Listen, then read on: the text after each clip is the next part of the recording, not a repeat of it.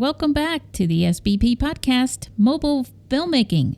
You're listening to episode 152, and guess who I am? I'm your host, Susie Botello. On July 13th, 2021, I published an episode 103. It was called The Proximity of Film and Identity. And it starred our guest for this show that's coming up in a couple of minutes here, Brionne Olsen. Brionne is an audio engineer, a filmmaker, and a storyteller. He is in South Africa.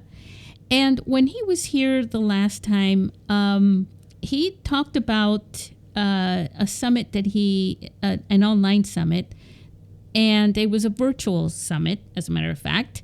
And that was in 2020. And we all know what happened in 2020. And it was partially the reason why he attended that summit. But it inspired him to start thinking about mobile filmmaking. And he made a film which was in our film festival in, I think it was in 2021 or 2022, whenever that was. He made that film, he submitted it to our film festival, and he was also part of our mobile filmmaking community after we met in the podcast. I'm going to add a link in this podcast to the article that I wrote most recently about the Blair Witch Project, because it was a game changer for filmmaking, and he was part of an experiment that we did, and I'm not going to say too much more about that because we're going to talk about that here in a couple of minutes. But yeah, you're going to enjoy this, so just kind of kick back, chill. Speaking of chill, I heard it snowed in South Africa, so we're going to talk about that with Brionne. And while it may be snowing in South Africa, I don't know what the weather is like where you are, but it's really hot here in San Diego and California and all over the place. The weather is just a little wacky. Well, it's quite wacky. It's whacked. Okay. So anyways, let's go ahead and talk to Brionne, shall we?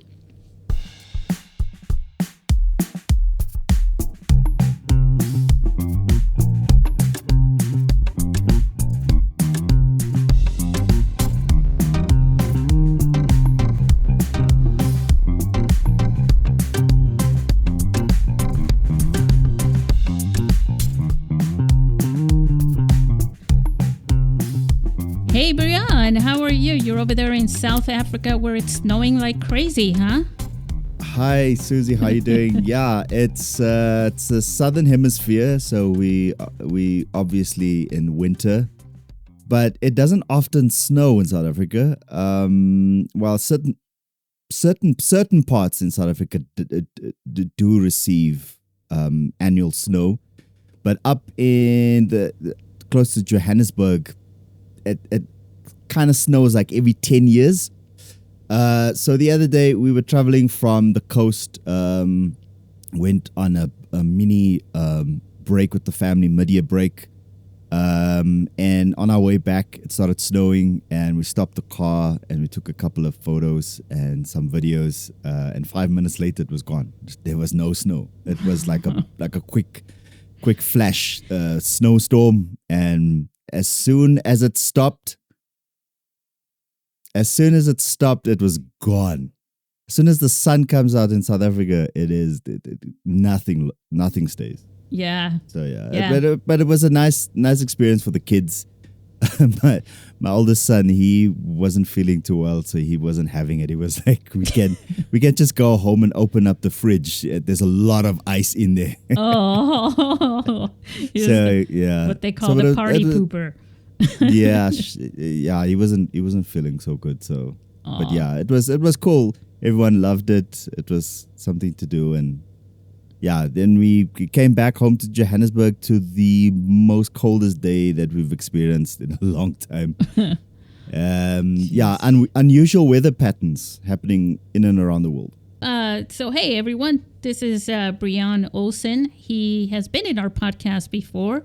Quite some time ago, we were just joking, saying it was 4 years ago, a little while ago. But it hasn't been 4 years ago. I think it's been more like 2 years or something since. I think it was 2021. Yeah, if I'm not mistaken. It just feels like, it was back in the 80s, right? So, but we were talking to Brionne because Brionne's been a good friend of ours.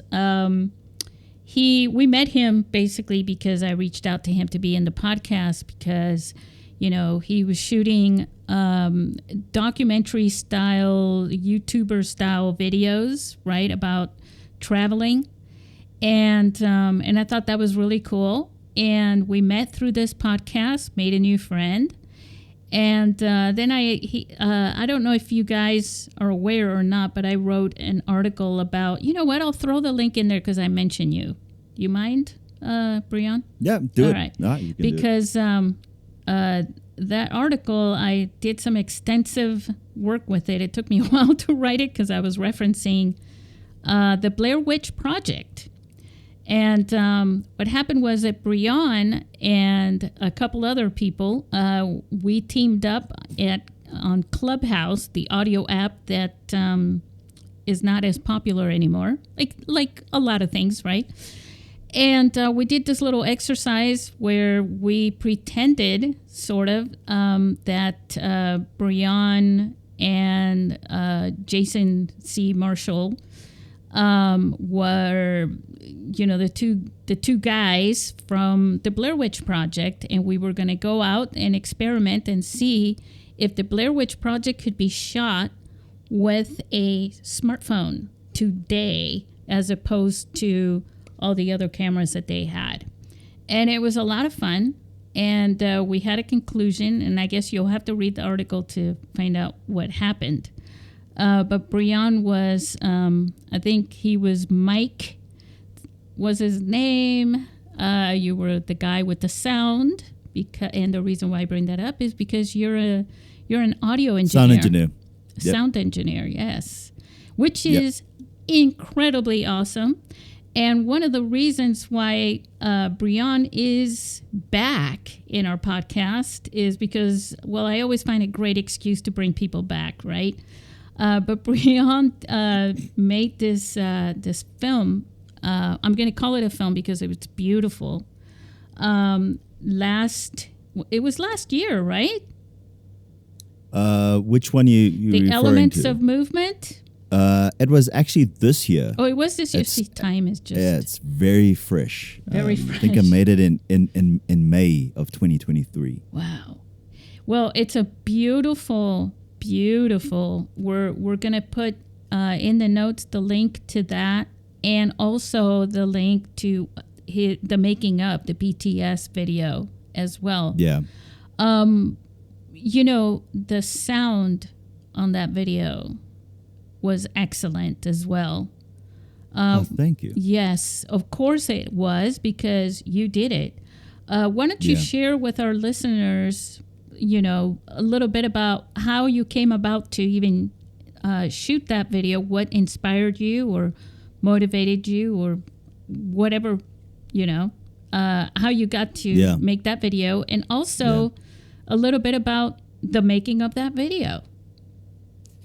Very, very interesting process of actually making that video, because I always wanted to do a short film, or in that kind of format with dancers and people that are very talented. So just a quick story. Elements of Movement is actually the name of the dance studio that I partnered with the three girls that is in the short film. And they are highly talented girls that have been dancing together since they were very young. Ballet, right? So it's contemporary free movement kind of dancing. It's not really ballet, to be honest with you.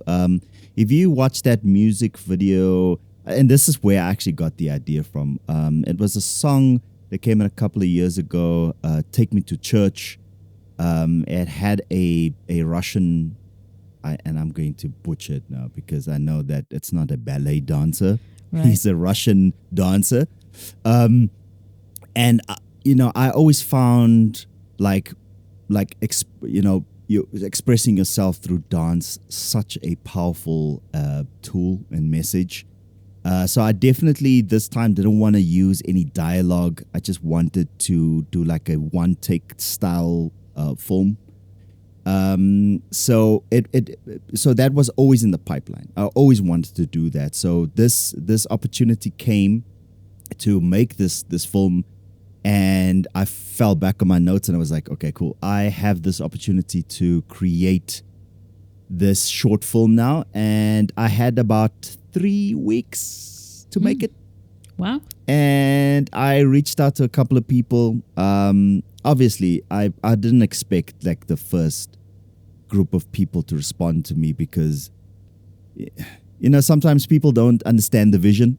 And I understand that sometimes people are a little bit afraid when they do jump into something new, or they don't know someone and they have to like trust them,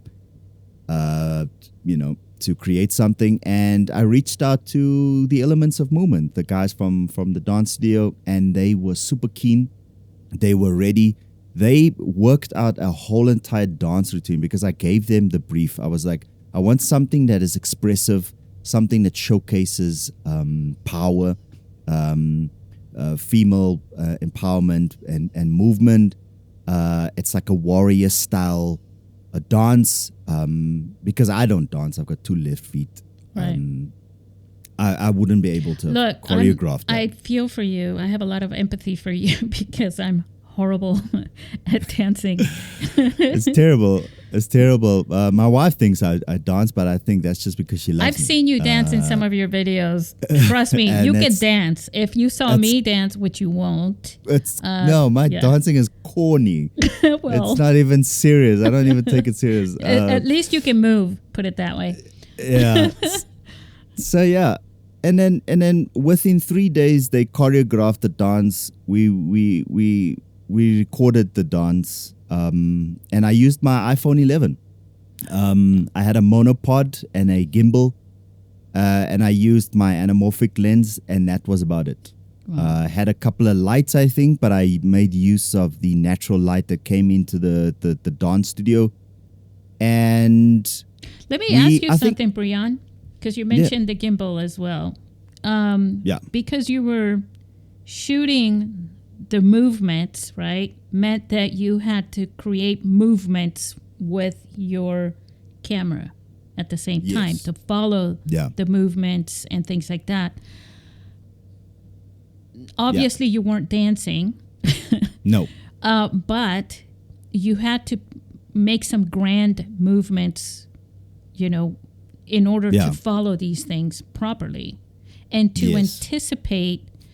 For example, when they raise their arms, you have to anticipate that, and when they're going to bring them down, because you want to be able to follow that and, sometimes get closer to facial expressions and things like that. And so the reason that I was mentioning this was because when I was young, I was using I'm still young. Younger, when I was a teenager, I was using a VHS camera, and I was recording flamenco dancers for my parents' shows, right? And I had to learn and anticipate those things with the camera, when to open up, when to widen up, when to close in, and things like that. So I know that you had to do this with this, and it's different with the smartphone. It's so much easier, right, than with a big, large camera. Yes, yeah.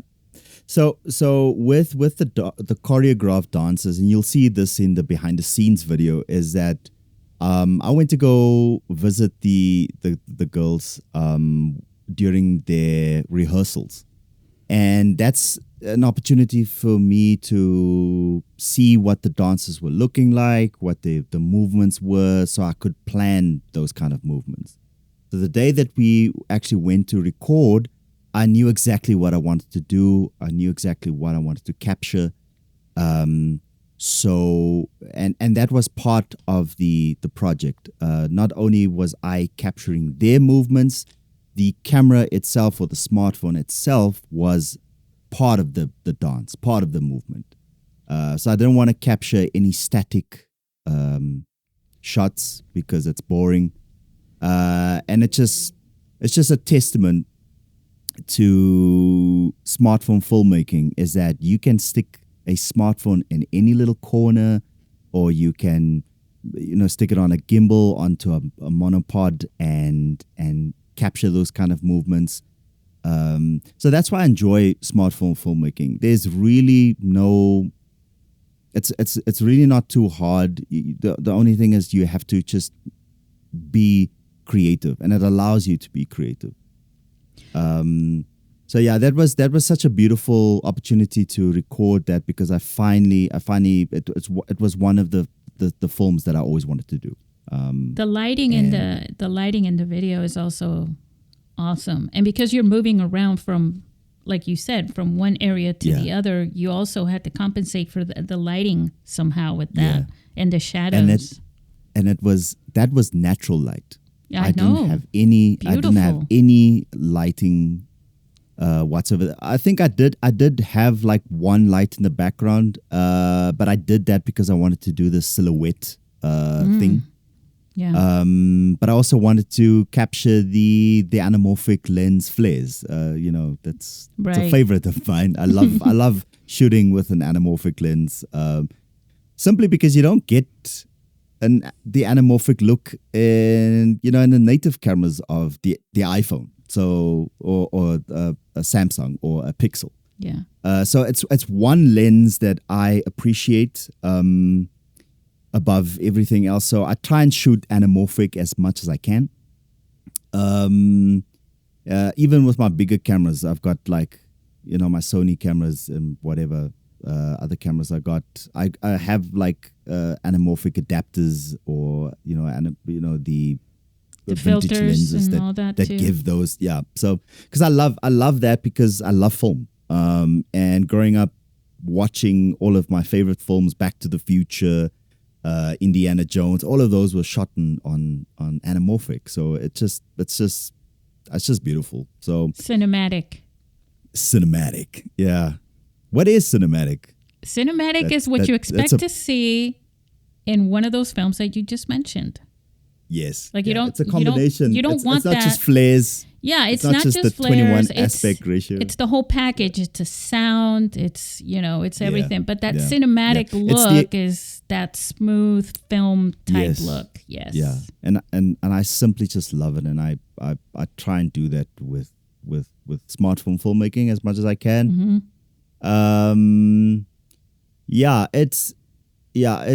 It's definitely like, I appreciate the fact that I could gather a group of people that shared in the vision. I didn't know these people. I approached them. They were keen to do it. We did an exchange of agreements, and they came and they arrived, and within 3 days we recorded this thing. And then I posted it in May 2023, I think. Yeah. And again, I create these things because I'm passionate about it. I don't often do it because I want to win awards or have any sort of reactions to it. But it's amazing that people across the world that I've befriended have all come back to me, and they were like, "Wow, that's so beautiful. You captured it so beautifully. The lighting, the sound, like you mentioned, mm-hmm. the choreographed dances. There's no funny gimmicks, no filter. I mean, no transition effects. I just did a basic color grade. I don't even really capture that in log, to be honest with you. I just tweaked it, color corrected it a little bit, because I wanted the pure essence of the dances. I wanted to capture the movement because the movements are all messaging. It's messages about empowerment. It's about freedom. It's about a fight. So it was very important for me to capture all of it. When you said you didn't have to capture it in log format, just so that our listeners know, there are apps that are camera apps, right? That will give you that feature. There's a few of them now. It used to just be Filmic Pro that you could do that with, but there's a couple more now.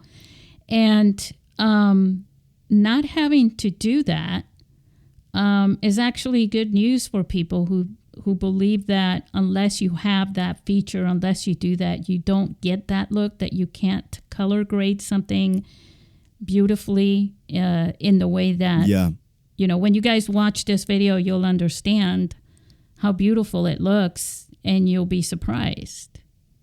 Yeah. I try to make the process as effortless as possible. And I understand the need to color grade and I understand the need to record in log, but sometimes it's a lot of those things are just noise a lot of the time, and people get caught up in gear and, recording in 10-bit 422 ProRes, all of that. I recorded this in 8-bit on an iPhone 11 in standard color. And, I have to tell you why that can be intimidating when people start talking about those things that you were just mentioning. Because if someone who's listening to this, one of our listeners is listening to this, and they say, I've always wanted to be a filmmaker. I don't know that I have the patience or the education to talk about log, to talk about 10-bit, to talk about frame rates, all those things. I don't know if I can learn all that. I think that would take the fun out of the dream that I have to be a filmmaker. It's like being a musician. I just want to be a musician, but you're telling me to learn chords and you're telling me to learn beats, all these things. And I'm like, now that scares me. What's really cool about mobile filmmaking is that you don't, and this is what I do want you to talk about this, because I feel like it's intimidating people. And if it intimidates people, then we're going back to, the whole, you might as well just get a professional camera and learn all those things to run a professional camera, right? Indeed. Yeah. People just get caught up with like gear. And like if you look back at Steven Soderbergh and those guys, right? When they started doing mobile filmmaking, there weren't anything like shooting in log in Filmic Pro, right? It unlocked a lot of features that you get in your mirrorless camera, like setting the shutter speed and dropping the ISO and all of that kind of stuff. But it was still in its simplest form. Right? Yeah. And it allowed you to be as creative as possible. It opened up a lot of doors for filmmakers that didn't have the kind of access and cash to purchase the bigger stuff. But you had a vision, you had an idea, you had this passion, and you wanted to create. And that's what smart filmmaking in its purest form is for me, is that you have this tool in your pocket. Everyone says it. You have this camera that you have with you all the time, right? Pull it out and record, right? And if you start getting caught up with getting this cage and getting that lens and buying this iPhone, every year upgrading your iPhone, and you got this kind of accessory, and you attaching this depth of field adapter so that you can put a cinema lens on your phone so that you can achieve a similar depth of field that you would get with bigger, more expensive cameras, then I would say that rather than buy yourself that kind of camera, because at the end of the day, it's not about trying to get your smartphone to look just like your cinema camera. Yes. It's about having the idea. Like once you've purchased all of that stuff and you spent a couple of $1,000s on your gear, what's the plan? What are you going to do after you've attained all of these things? And I think that sometimes, and I blame YouTube for this, to be honest with you. I blame social media in general, because there's this there's actually a word for it. It is called Gearheads? No, it's something to do with basically trying to accumulate as much gear as possible. I think you and I probably read the same thing that was on Twitter not that long ago, or on Threads. Threads about that. Yeah, we're on Threads now. Yeah. Brionne is on Threads as well, so he's our Threads bud. Threadster. Yeah, Threadster. We're threaders. Threaders. Yeah, and I think it's so important to just get back to the basics. Mm-hmm. Like, allow yourself to be creative. Don't chase. I mean, I upgraded to the iPhone 14 only now, and that's from an iPhone 11.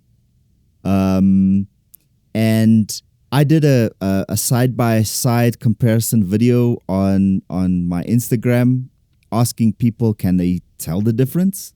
And I posted it on my TikTok as well, and people just kept on saying, I can't see the difference. Like, in good lighting conditions, I mean, like the upgrades are tiny, are different, and I think we get caught up on ProRes 48 megapixels, 24 millimeter focal length, and all of that nonsense. Sometimes it's just noise, and you should not get caught up in that. And it doesn't even necessarily have to be an iPhone. Like, come on, like, there's so many other brands out there that came up with like different like budget option cameras. Yeah. Smartphones that are amazing, that are fantastic. Yeah, from my film festival, which, by the way, you have been in my film festival. We're still waiting to see you in San Diego, where it made snow. No. But I think I'll bring the snow. Yeah. The Freedom video that you did, what was that one called? Finding Freedom. Finding Freedom. Yes. One of my favorite videos that you've done up until you made this one, of course. But I think what I really liked about that video was the message and the way that you put that together, and the story behind that video as well. But what I'm trying to say, what I'm getting to here, is that usually Brionne, just like what he was just talking about, he had this idea, he had this story basically that he wanted to tell, and he wanted to, create that story with a video. Yeah. And you've done that with all your videos. You don't go out there and say, well, I'm going to create a video because I've got this stuff. You basically say, I want to create this video, and then the stuff is the tool that you use to create it with. Yes. And that's the step, how it should be. The first step is, when I was doing a presentation at Comic-Con one year, I said, what is the first thing, I'm talking about mobile filmmaking, right? And I said, what is the first thing that you have to do? And people were shouting, get your camera, load your battery, put it on airplane mode, all these things. And I said, no, you need a story. And everybody just went, wow. And they laughed because it sounded so simple and so obvious at the same time. But it's the thing that people forget. And all those answers were just part of that point that I was trying to make. You're thinking about all this other stuff, and you're not thinking about the main thing, the story. Yeah. And the thing is, I'm not saying that, like, there's a whole entire industry with smartphone filmmaking, right? And there's Yes. a lot of tools there's a lot of tools that you have access to. Mm-hmm. And I'm not saying that you shouldn't get those tools, but those tools should be with intent. If you're going to get yourself an anamorphic lens, like I love it, and I created all of my films, my short films, with an anamorphic lens because I enjoy the look. But it was part of your vision to get that look. Exactly. So if you are going to attain stuff, it should be practical. It should get you closer to your goal. Mm-hmm. So I'm not saying you shouldn't do it. I'm just saying that you should always do it with intent. Also, I think what we're also really trying to say is don't get obsessed with the gear so much so that you forget about your vision, because you have a vision for your story, and you want to create that story with what you have first. Yes. You know, if you need to go and get something to make that happen, then go get that one thing, you know. But I know, I mean, you and I know that things that happen sometimes are, on one side, you're going, well, it's good enough because this is what I've got. And all of a sudden, what comes from the vision that you had is not what you end up creating. It's much less because you're working around what you feel like, well, it's good enough considering, right, that I'm using this. Or on the other side, at the other end of the spectrum, my vision is this, but now I've got all these tools available to me. I go on Facebook or Instagram or Twitter or wherever I go, TikTok, and people are talking about this and that. And now all of a sudden, I have so many tools that, your vision is great, and you could probably make it with like 500 tools that you just got, but you're not going to get to make it because now all you're doing is experimenting and learning these tools. Yeah, you sometimes get caught up in all of that, and sometimes it's completely unnecessary. It's going down the rabbit hole. Yeah. So, all right, how did you do the sound? Because I need to know that, because the sound was just epic. So it was all in the mixing of everything. So let me just remember what I did. Now, did you you captured it externally, right? The sound. Mm-hmm. No, I didn't. That's what I'm thinking. So the gimbal that I used didn't have the ability for me to attach an external mic. And that's because the gimbal, the phone sits flush against the gimbal motor. Mm-hmm. So I couldn't attach anything externally. So what I did was I captured it through the iPhone. And for some reason it just worked out. I did do some mixing in post-production. So you captured, now what I was aiming to when I said externally was like you used a sound recorder of some sort. But you're saying that you used the internal microphone that comes with the iPhone? Yeah. Wow. Yeah, and that's on the 11, huh? That's the 11. And the reason why I did that is, again, I tried to bring as little gear with me as possible. So I was taking a risk. I always tell people that, listen here, when you're doing sound recording, you must always have like redundant sound. Mm-hmm. Always make sure that you've got 1 or 2 additional recordings so that if your main recording audio fails, at least you have a backup. And I always advise that. But in this case, I went completely against my own advice. Because I tried to keep it as simple as possible. I needed to record it as quick as possible. I only had that day. But you recorded some sound bites from the performers. Yes, so there I had, for the behind the scenes, I had like a little floppy external microphone, the right. dead cat on it. those budget, audio recorders. Yeah. Shotgun ones. So yeah, for their dialogue and stuff when I was interviewing them, yes, I did use an external recorder. Okay. Because I was just flipping out for a second there, Brionne. I was going, wow. For the actual performance, the sound that you hear there, the B-roll, right? So it's not B-roll. I mean, it's actually just the actual performance. Yeah. Right. It's your natural sound. Yes. Yeah. It's the ambient sound. So, yes. Yeah. I'm going by notes when and editing script. You put nat sound. You know what I'm talking about. Yes. Exactly. So for the behind the scenes, yes, I did reuse a recorder for that to capture that. But that was also in camera. That wasn't an external recorder as well. So I was doing. It was an external microphone, but still. Yeah, plugged in. Yeah. So I did that because again I was trying.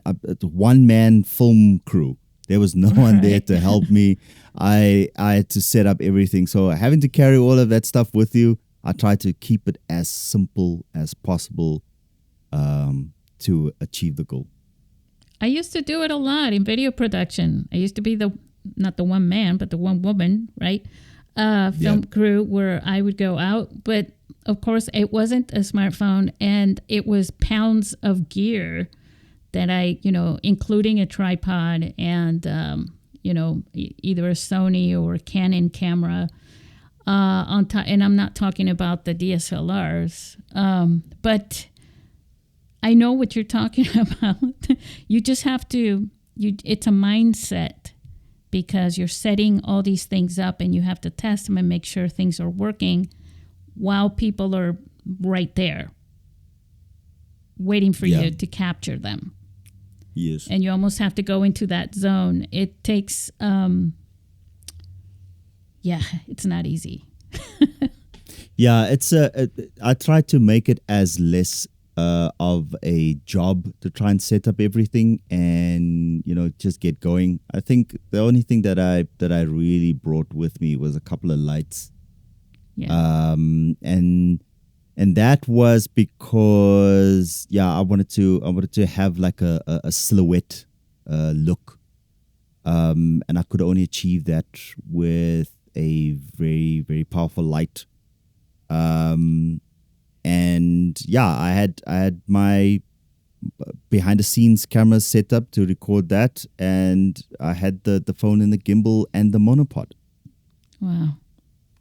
And that's it. And that's because I enjoy making it. I don't want to think about it. And I think it's because of my ADHD, which I recently found out I had ADHD. Yeah. And it makes sense because I'm trying to keep things as simple as possible, so I don't have to think too much, and I can just allow myself to feel the moment, experience the process of recording a film, and it's therapeutic. I was just, darn it, that was the exact word I was just going to say. It's therapeutic. Therapeutic. Yes. Yeah, and that's why I enjoy making smartphone films. And it's a bit like meditation in a way. You're in that zone, right? Yes. Because you're focused on that one thing, and you're doing it well. And that's the cool thing about the phone. Yes. You're looking through a window. I call it a window because you know that when you're recording on other cameras, what you see is not always what you get. That's why it's important to set up all these other settings and things, like zebra stripes and all that stuff, right?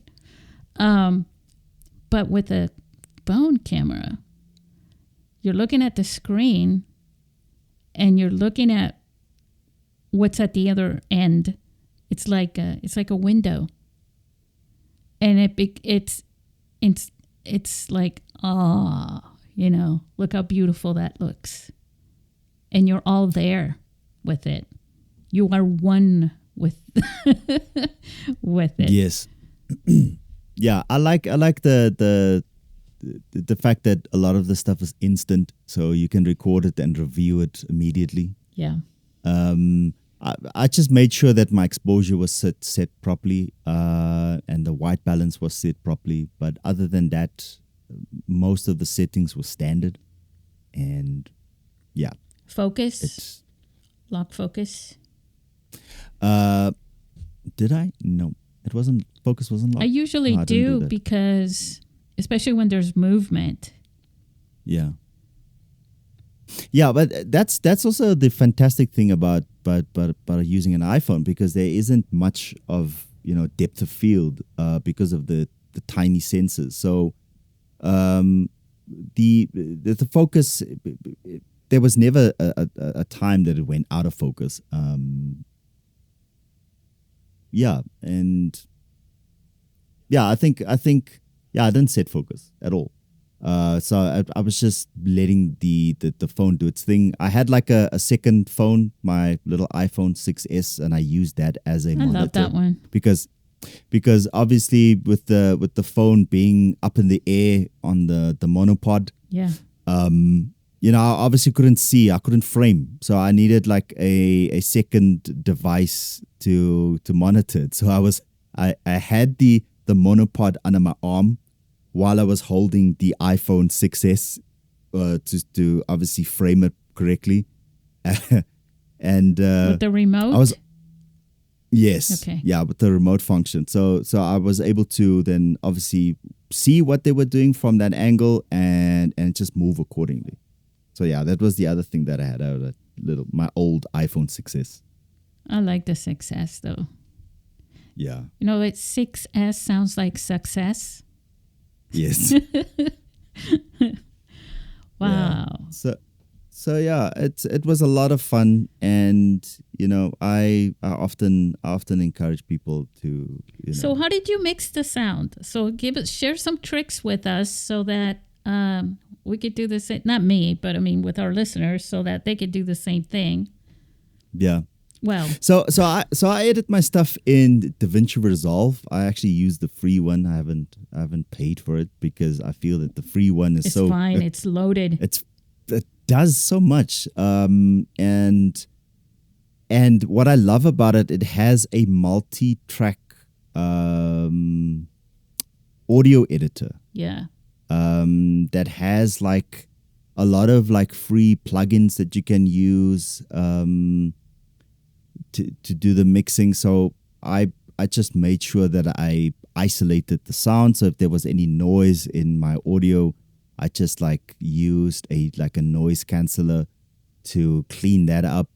And it's just like a multi-band compressor and a limiter, and I used a stereo what's it called? Stereo expander type thing. Okay, just yeah. to open up the sound a little bit. Can't remember what it's called. Compression? No, it's a stereo. Basically, it just opens up the frequencies and pans everything correctly to left and right, so that it just opens up a little bit more. Can't remember what it's called, but it's like all the standard stuff within DaVinci Resolve. I don't use any fancy plugins whatsoever. I just made sure that my levels were balanced. So I obviously mixed each and every individual track, and just listened to it all the time. And I think that's what most sound engineers actually do. Very time consuming, but it's like testing it on a set of headphones or testing it on monitors, speakers. Yeah, it's just mixing it out and just trial and error, using some of my 20-year knowledge of being a sound engineer. And half of these things I forgot. Like, I'm going to be honest with you. Like, I graduated like a couple of years ago, and I just found my sound engineer, we called it the sound engineer Bible, because it's like a ton of like information of like how to like obviously be a sound engineer for live sound and studio sound and all of that. Yeah. And it's amazing how many of that stuff I forgot. And a lot of the stuff I'm doing is stuff that I've learned over the years, and and applied, using my ear to listen, because I understand frequencies a little bit better now. So a lot of the stuff that I do is out of instinct, and I think I always tell my wife. But it comes from my experience. ADHD for it. It's the same thing with shooting stuff. If you practice and practice and practice, before you know it, you don't have to pay attention to all those details. You just do it. I work with audio every day of my life. Yep. I'm a voiceover actor, and I do radio production and stuff like that. So I basically work with audio every single day. So it comes naturally because I've got so much practice to do it. That happens to me with video. It's being able to chop things up, select what's good, throw away what's bad. You know what I'm saying? And put things together, yes, and assembling it on a timeline. Yeah. Being able to edit on the action, the juxtaposition of different shots and things like that, where I can do it fast because I did it for so many years all day long. Yeah. It becomes second nature after a while. Yeah. Tell me about your BTS, your behind the scenes video, because so you were talking about being a one person, production. And while you're doing the production work, you're filming behind the scenes, like a little mini documentary, basically. Yeah. That's quite a challenge. Yeah, because your mind shifts between the actual recording that you're doing for the video, as well as filming for the behind the scenes. So I just set up my little pocket size camera, as well as my mirrorless camera. I set them up on a tripod, and I just hit record, and I would just like momentarily go and see if it's still recording. Because I still have an old A7 III Sony camera that has a 30-minute record limit. So then I have to go every 30 minutes to go hit record again. Oh, I see, yeah. So luckily I had like two 128 gigabyte SD cards in there. So I had enough space to record. And my little pocket-sized camera needs external power because after like 45 minutes, that dies. So I had that on a charging brick. So I had to, like, between takes, I would just go to see if it's still recording. And then you were doing your own. You were doing your selfie takes, Yes. So I was vlogging. Yeah. What they call. So I was vlogging just to update. Vlogging, for everybody out there now, is now called selfie takes. Selfie takes. That's what you can say. Susie invented a new way of calling vlogging selfie takes. Selfie takes. Yeah. So the thing is, when I do stuff like that, I really want to give people a sense of like what it looks like behind the scenes. Mm-hmm. So I think I did that with like all my videos, where I did BTS, because it's like it's a great resource for any filmmaker to have to see what it looked like from behind the scenes, because it might look cinematic in the final product, and it looks brilliant. It's color graded. It's got filters. It's got everything. It's cinematic. Yeah. But it's not as glamorous as the final product. I mean, you still have to work to get it to that point. So it's nice to have like a bit of a behind the scenes video. Come on. Like Steven Spielberg, right? Indiana Jones, every one of those films always has behind the scenes footage. I actually worked, one of the first times I was working on a film project where I was told that, hey, do you mind recording behind the scenes stuff? So there's always that. A lot of people forget about that, but it's important. Because later you go, oh, we only have the finalized video. It's really cool if everybody, if I could show people what it took to put that together. Yeah. Yeah, it's super important because it gives you a sense of what people have to go through to create stuff.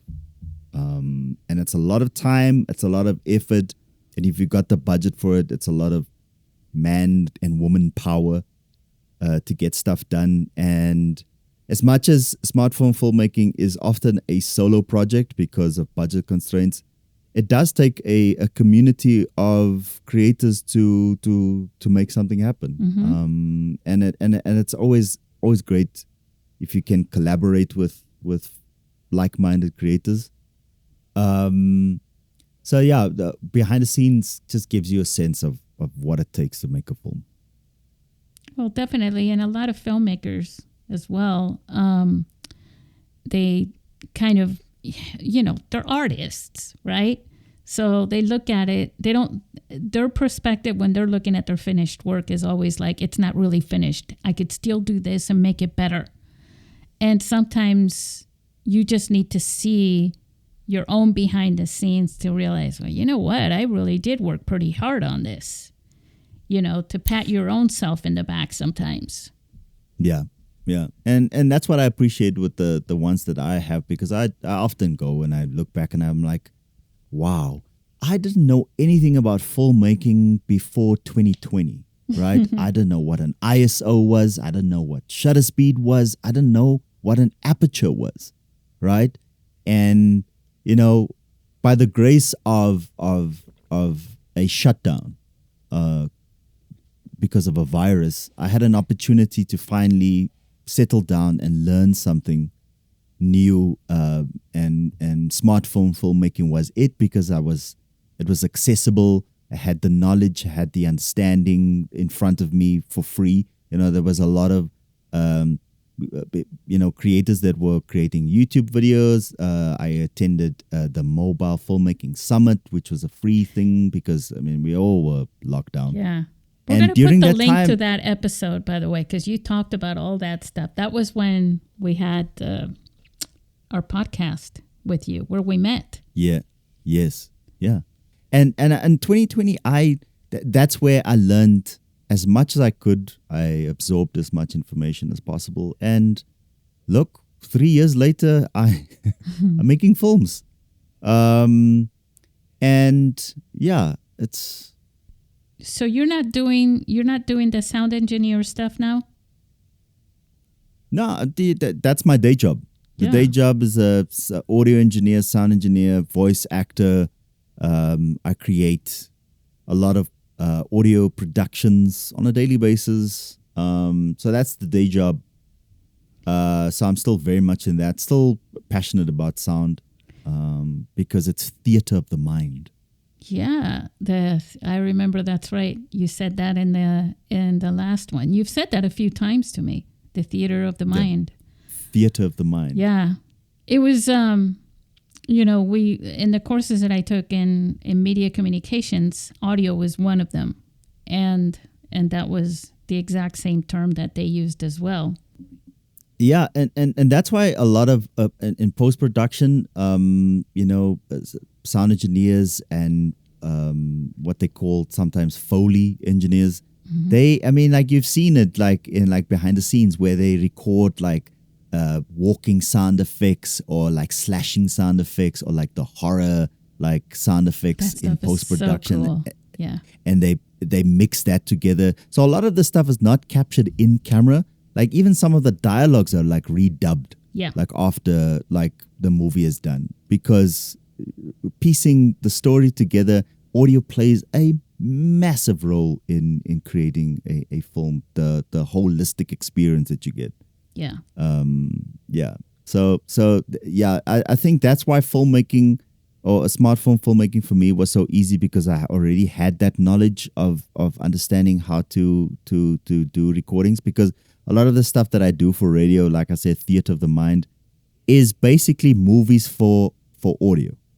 Yeah, the old radio shows. Remember that they were movies, right? Basically, but they were performed live on radio. No video, no cameras. It was just them in front of microphones reenacting a scene, like a play, like reading a play. But then they were doing all the all the sound effects right there with cowbells and sticks and Yes. spoons and whatever it Yeah. took. Yeah, and that's my background. So just putting a picture in front of that was just like the icing on the cake. That is so cool. We're having such a cool conversation here. Yeah, because I just think that's fascinating. You know, I mean, on the video, it's a lot of work. Don't get me wrong. Just being behind the camera, capturing everything. But I just think during post-production, I think video is part of the ingredients, you know, that you have to capture. Just like, you know, the audio, the dialogue, and all those things. But I think it's really, you're really cooking when you do the post-production. Yeah. Because mixing, right? Yep. Mixing the That's it. ingredients. Yep. Yep. And That's exactly what happens. yeah. So you were using so you used DaVinci for everything then, because they have the color grading, they have the audio. They also have like motion effects and things like that you can do there. Yeah, I haven't even touched on a lot of those things, to be honest with you, because I switched from Adobe Premiere over to DaVinci Resolve. Yeah. And it's a different kettle of fish in terms of the steep learning curve. Oh my God, I know. DaVinci. So yeah, I just basically learned the basics. What I love about DaVinci Resolve is that I was able to customize my shortcut keys. And because I use Pro Tools a lot for audio production, I just set up my Pro Tools shortcut keys. And when I do my editing, I'm actually editing the audio in the timeline. So I go to the audio and I edit the audio, and then I see what it looks like on the visuals. So that's my editing technique. I actually edit the audio itself. Yeah. So yeah, steep learning curve. So I haven't even touched like a lot of the effects that you can do in DaVinci Resolve. But I love the fact that it's it's a in-house. You don't have to go external to mix anything or create effects or anything like that. I like the fact that everything is in one software, and it's just part of my goal of minimalist filmmaking or sound recording, because I don't like too much stuff. Well, do you have anything else that you'd like to share? Not really. I just I was looking forward to this conversation with you. I haven't spoken in a while, and just catching up. I feel that as a filmmaker, I've matured since the last time we spoke. And yeah, I'm just very grateful and that I have this privilege of creating stuff and people get to watch it and enjoy it. I sometimes don't, like I said in the beginning of the podcast, I don't often do things for reaction, but I do appreciate that there is this massive community of like-minded smartphone filmmakers that show appreciation. Like one thing that I've noticed about the smartphone smartphone filmmaking community, is like no one has egos. Well, are you still able to talk to your wife about mobile filmmaking, by the way? She loves it. Okay. My wife is we talk about it all the time. We've got ideas together. Because I remember the last episode, you were like, I know she gets tired of me talking about it all the time. No, my wife has been such a pillar in my life, because once she started seeing that these the end result of the films. Yeah. And she was like, wow, you did that with a phone. She's into it. I think I'm going to start using her on set as my the second camera person to record stuff. Because my wife encourage her to do it. Yeah, she's very into it. Very supportive. and yeah, she's also matured since the last time we spoke. And your she loves son, it. your eldest son, he just graduated, right? So Yeah, he's 19. Yeah. So I shot a little young music video with him the other day. nice. So yeah, I mean, like, yeah, I'm privileged that I have like access to like, you know, my own immediate family that are also creators. I can do stuff with them, and pass on that knowledge to the next generation in my family. You have you have them on Instagram, the Olsens or something, right? Yeah, meet the Olsens. Meet the That was a Olsens. little. Yeah, that was a little thing that we started as a family because we often have these interesting conversations, and funny enough, people started finding that funny, and Yeah. we were like, okay, let's. You have post a very this on a spunky regular- little daughter, your youngest daughter. Oh my God, she's so yeah. Yeah, Alessandra, she's such a very energetic 5-year-old. cute. Yes.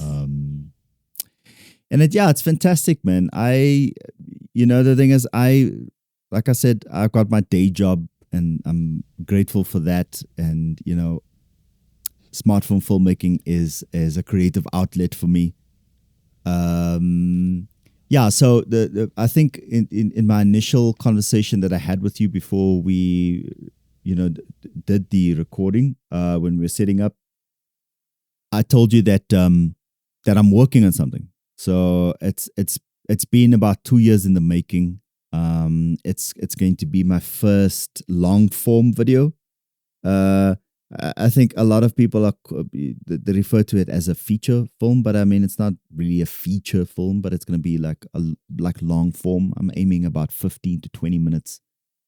Yeah, that's still a short film. Yeah, it's still a short film, and again, the idea is to have like a minimalist crew to tell the story. But it's going to be it comes back to my background because I grew up in a very religious household. I remember. Yes. Yeah, so I grew up in a very religious household, so God and Christianity and stuff like that was a very important part in my upbringing for especially for my family. I'm not as religious as my family, but I do have a strong Spiritual connection with side. Yes, I do. I'm not religious, but I still try and keep myself grounded spiritually. Mm-hmm. So the film comes from like a lot of misconceptions from religion, right? And it puts into question a couple of things. It kind of humanizes God in a sense. And I know people don't like that because some people might consider it to be blasphemous, but the story is more along the lines of like there's this entity, and there's certain information that has come into fruition, and what is the reaction going to be? So it follows this character who goes onto this journey, and there's a lot of obstacles in the way, and basically the establishment is trying to keep it hush because they don't want the greater human race to realize that there's this thing. So this is truly a narrative film, huh? Yeah. So it's a narrative film. It has a beginning, middle, and an end. It's going to be. We're going to have actors in the film. I'm still looking for my main character. I still have not found the right person that I feel could embody this character. And I've got the location already. I think I've got about 2 or 3 locations where I've envisioned where I want to shoot this. So it's just basically putting everything together and start shooting it. I mean, I've been writing the script for about 2 years. Wow. So I'm very excited to finally get this done. But I'm also not pushing myself. I'm not putting myself under pressure to create it. I'm hoping this is going to be my Sistine Chapel. It's going to be my Mona Lisa. Yeah, we'll see what happens after that. But yeah, this is again another passion project that I'm looking forward to making. And do you need collaborators or anything like that? I haven't even gotten to that point yet, to be honest with you. I'm still in the planning phase. I'm still finalizing scripting and all of that. And it's just purely having to make time for it. Yeah, because once you're ready to go in production, that's when the pressure comes, because you can't have people involved and just kind of waiting. Yes, yeah. So yeah, it's on me to make it happen. And I should just try to be less busy, because sometimes we people that are busy being busy all the time, and then we don't make time for stuff like that. So I really want to put time aside to actually make it. It's gonna take about 6 weeks to make. I figured. So I need to get actors and production crew that are willing to commit for six weeks. Well, that's why I was thinking, because since we're talking about this in the podcast, maybe some of our listeners out there in the area. Where are you in South Africa? You said Johannesburg, or? So Johannesburg, yeah. But the landscape in South Africa is so tiny. I mean, people from Cape Town and Durban, it's accessible. So I'm actually going to shoot in multiple locations, to be honest with you. One of the locations that I've identified is at the coast. So nice. If someone is in the KwaZulu-Natal, Durban area that's listening, if you're keen to partner on the project, maybe we can touch base and start talking about it. Yeah. Because the location it's about 6 hours from Johannesburg, so it's not that far. Wow. And there will be food and accommodation. Right. Pizza and Pepsi. Yeah. No. I'll feed you, and I'll give you a bed to rest your head. And credit, and credit, and compensation. Look, Brionne is very well connected. I mean, come on.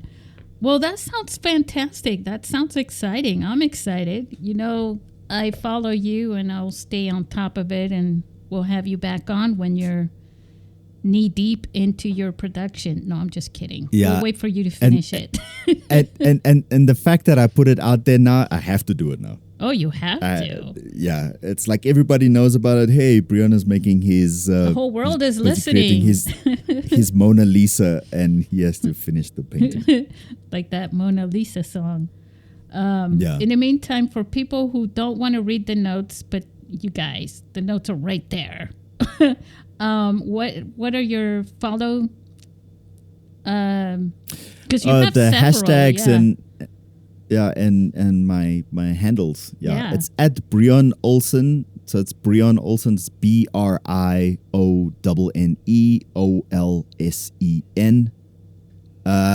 On everything. Yeah. Instagram, Twitter. There's only one Brionne Olsen, and that's you.